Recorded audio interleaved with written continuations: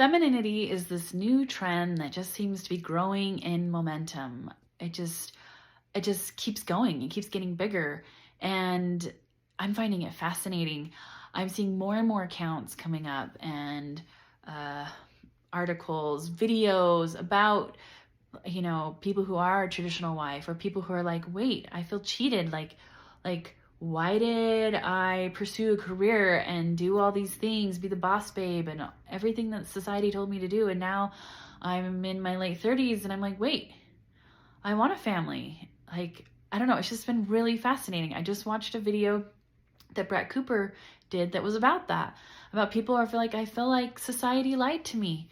And now I'm realizing that what I thought I wanted is not what I wanted. And, it seems like before this whole femininity momentum started, there was it started with like going back to all things natural, planting your own garden, eating more natural foods and natural woods and furniture and linens and old-fashioned ways of doing things, getting back to these old skills. And it's just his transition now into traditional roles and traditional ways of living.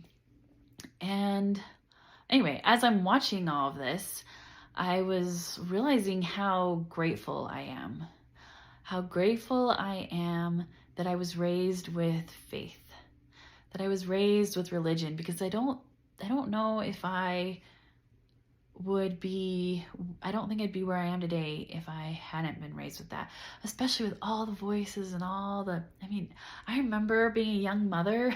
I totally was there, a young mother, and all the social media about you can be a mom and you can run your own business and you can have everything, or maybe, just be a career woman, forget motherhood. I heard it all, and it was hard. It was hard to not compare myself. It was hard to be happy and to not think that I was missing out. But I kept coming back to my kids are important, family is important. That is number one. And I think that sustained me, that belief that had been instilled in me since I was young because of my faith. I belong to the Church of Jesus Christ of Latter-day Saints, and family is number one. And I just realized, you hear growing up in religion that there is safety. At least I did, safety in keeping the commandments. There's safety and peace and in following the covenant path, as President Nelson has taught, our current prophet and president. And following the path that Jesus Christ laid out for us, baptism,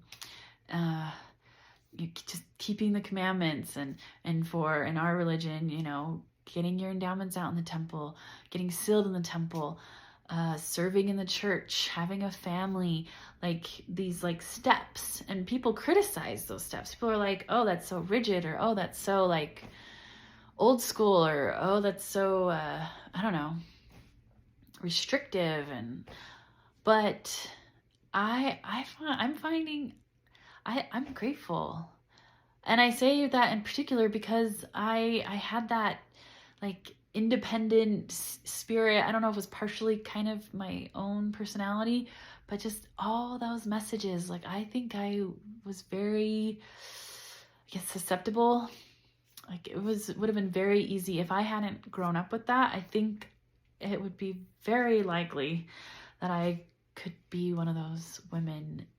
I'm turning 37 in a few months, and I'm I could have been that 38-year-old who was I just want to be a career woman and just do my own thing and work on myself, and then one day realizing that I'm missing something.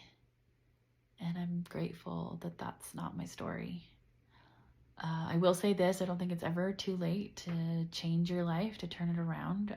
I don't think a lot of those women are saying, is it too late? Is it too late if I miss the boat? I don't think it's too late.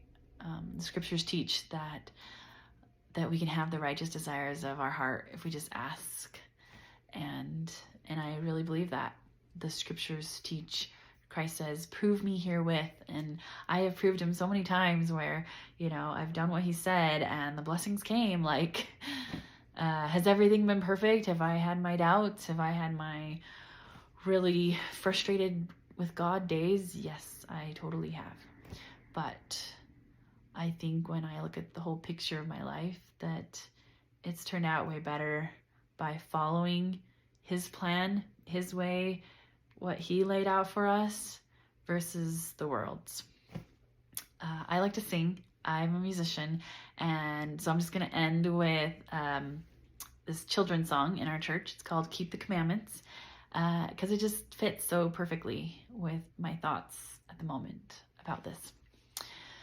Keep the commandments, keep the commandments. In this there is safety, in this there is peace.